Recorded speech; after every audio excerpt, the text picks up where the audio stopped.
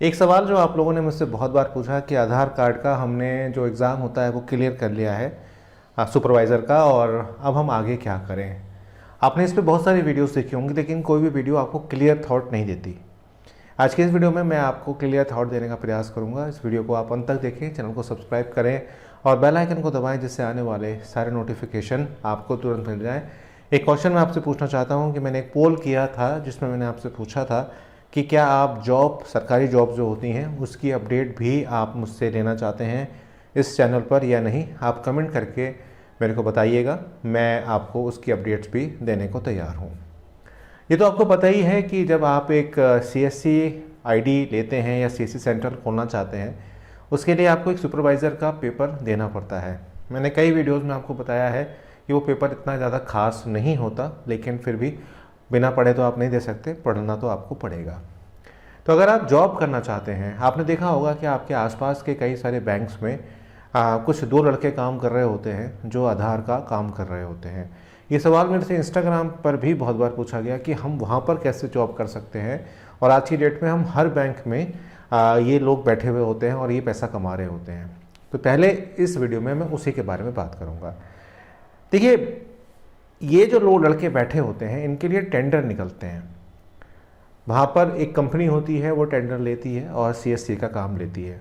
वो लड़के जो होते हैं वो उन कंपनियों के द्वारा अपॉइंट होते हैं जिन्होंने वो टेंडर लिए होते हैं। इसका इत्तला, इसकी इन्फॉर्मेशन आपके लोकल अखबार में आती है। वो बात अलग है कि हम लोग अखबार को इतना ज़्यादा छान कर नहीं पढ़ते।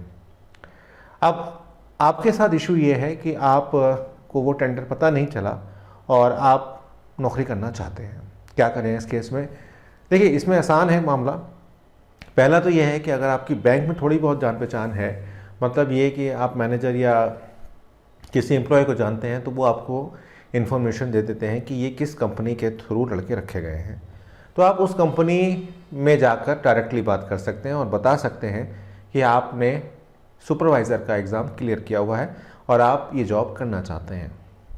उस केस में वो आपको, अगर कहीं पर स्लॉट खाली होते हैं या कोई नौकरी छोड़ के चला गया होता है या कोई एक जना काम कर रहा होता है, उस केस में वो आपको वहाँ पर लगा देते हैं। अब इसमें ये कोई डिफ़ाइन नहीं है कि घर के पास मिलेगी कि घर के बाहर मिलेगी।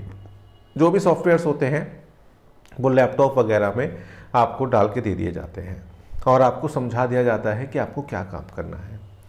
अब इसका क्या फ़ायदा है और क्या नुकसान है, आइए ये जानते हैं।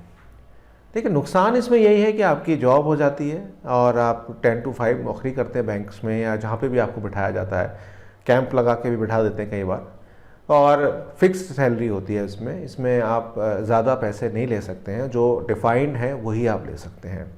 फ़ायदा ये रहता है कि आपके पास कस्टमर आए या नहीं आए, आप एक तरीके से वहाँ पर जॉब कर रहे होते हैं, तो आपकी सैलरी का इसमें कहीं कोई हिट ही नहीं होती। दूसरी चीज़, छुट्टियां भी आपको नहीं मिलती हैं इसमें। अगर आप छुट्टियां करते हैं उस केस में आपके पैसे जो हैं वहाँ पर काट लिए जाते हैं, ये बात आप ध्यान रखिएगा। और अगर आप जॉब करना चाहते हैं तो सुपरवाइज़र का एग्ज़ाम आपको क्लियर वहाँ पर करना ही पड़ता है, और साथ साथ आपका पुलिस वेरिफिकेशन भी होना ज़रूरी है। तो ये है वो जॉब की पूरी कहानी। अगर आप जॉब करना चाहते हैं तो आप कर सकते हैं। सैलरी डिपेंड करता है यार कि आप किस शहर में हो। अगर आपकी डिस्ट्रिक्ट में बहुत बड़ा डिस्ट्रिक्ट है और बहुत बड़ा काम है तो 10 से 12 हज़ार रुपये मिल जाते हैं। नहीं तो जो छोटे डिस्ट्रिक्ट होते हैं उसमें 5 या 6 हज़ार रुपये ये लोग देते हैं।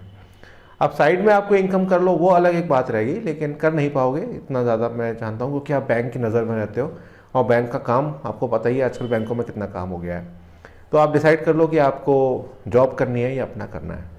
आगे बढ़ने से पहले याद दिला दूं कि अगर अभी तक आपने इस वीडियो को लाइक नहीं किया है तो आप लाइक कर दीजिए, चैनल को सब्सक्राइब करके बेल आइकन को ज़रूर प्रेस कर दीजिए।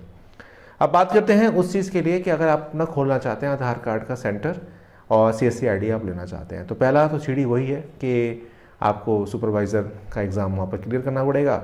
दूसरा, आपको पुलिस वेरिफिकेशन कराना पड़ेगा, लेटेस्ट पुलिस वेरिफिकेशन। ये नहीं कि आपने 3 महीने पहले करा लिया था या 1 साल पहले कराया था, आप वो कागज़ लगाओ, वो मान्य नहीं होंगे, आपको लेटेस्ट कराना होगा। इसके साथ साथ अगर आपके पास बैंक मित्र नहीं है, मतलब आप CSC का काम नहीं कर रहे हो या और कोई काम नहीं कर रहे हो, पहले फ्रेश हो बिल्कुल, तो उसमें आपको बैंक मित्र भी यहाँ पर लेना पड़ता है। उसके लिए आपको एक एग्ज़ाम और देना पड़ता है, IIBF का एग्ज़ाम होता है। एग्ज़ाम जो होता है वो सिंपल होता है। ज़्यादा उसमें नहीं होती चीज़ें, सिर्फ बैंकिंग की नॉलेज आपकी टेस्ट की जाती है कि टीडी क्या होता है, चेक से क्या कितना पेमेंट कर सकते हैं, पर डे की लिमिट कितनी है, क्रेडिट क्या होता है, डेबिट कार्ड क्या होता है, एटीएम से कितना दिन में आप पैसा निकाल सकते हो। बैंकिंग टर्म्स जो होती हैं वो आपको वहाँ पर पूछी जाती हैं, समझाई जाती हैं।